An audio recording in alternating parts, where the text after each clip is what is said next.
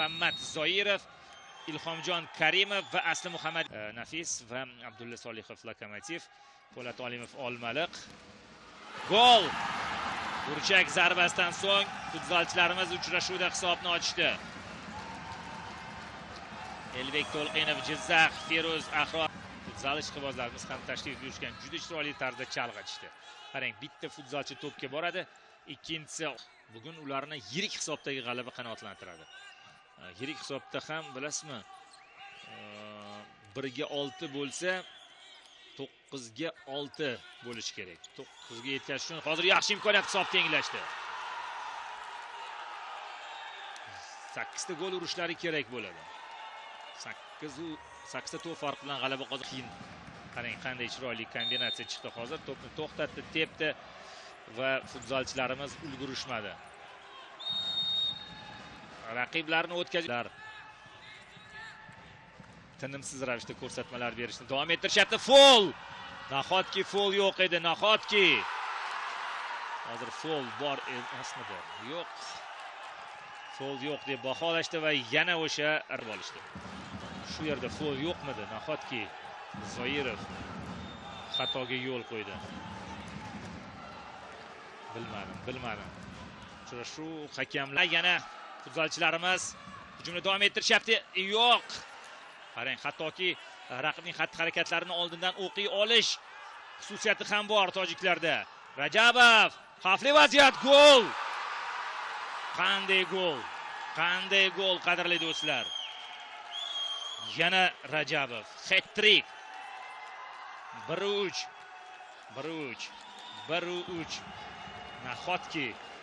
Nahotki nimalar bo'lyapti? Qadrli do'stlar. Qirg'izistonni 6-3 hisobda mag'lubiyatga uchratib, qirg'izlardan keyin 2-o'rinni egallaymizmi? Yo'q, bunaqasi ketmaydi. Olg'a.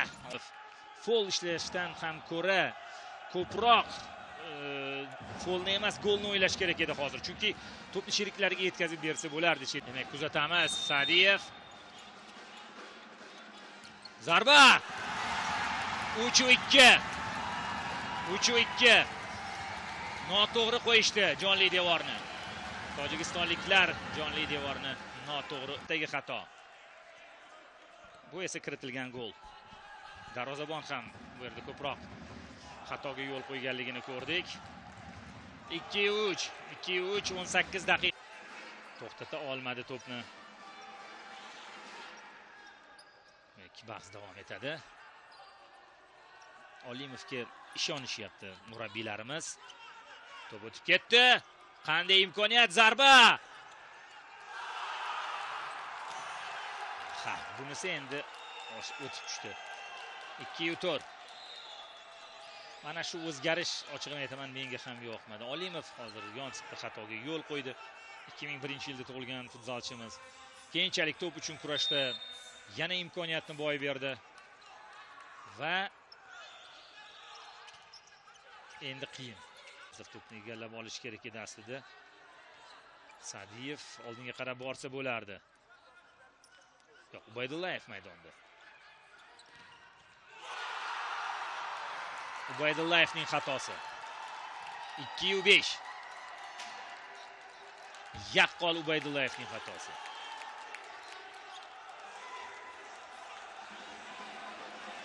O'zi hisob 2-3 daligida darvozabon o'rniga o'ynovchi futbolchini tushirsa bo'lardi. Xayolimga kelgan edi shu holat. Hisob 2-3 ga yetganligida mana shu ishni boshlash kerak edi. Tavakkal qilish kerak desak, mubolag'a bo'lmaydi. 1 daqiqa 39 soniya taktik uslub evaziga. Darvoza bo'sh. 2-6.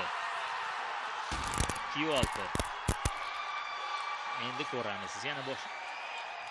Yana hisoblaymiz. 1-6 va 6-2. Demak, Tojikistonda 7-8.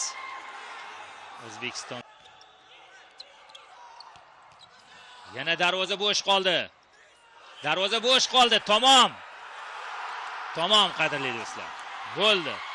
Tojikiston terma jamoasi keyingi bosqichga chiqadi endi. 2 soniya vaqt qolganda 7-golni urishyapti. Tamom. Guruhda so'nggi o'rinni egalladik. O'zi 2-5, 2-4 hisobdagi mag'lubiyat bilan ham 2-o'rin bilan chiqsa bo'lardi. Hammasi tamom. Lekin bu yigitlar endi boshlayapti va alamli mag'lubiyat. Tojikistonlik yigitlarni, tojikistonlik tengqurlarimizni albatta tabriklaymiz. Haqli g'alaba bilan tabriklaymiz. Qarang, ularga 4 5 ta to'p farqi bilan g'alaba zarur edi. Misol uchun 8-4, 9-5 hisobdagi yoki 5 ta to'p farqi bo'lsa 7-2 va Tojikiston terma jamoasi a'zolari 2-o'rinni egallashmoqda. Bizning lekin hali hammasi oldinda. Hali oldinda ajoyib o'yinlar kutib turibdi.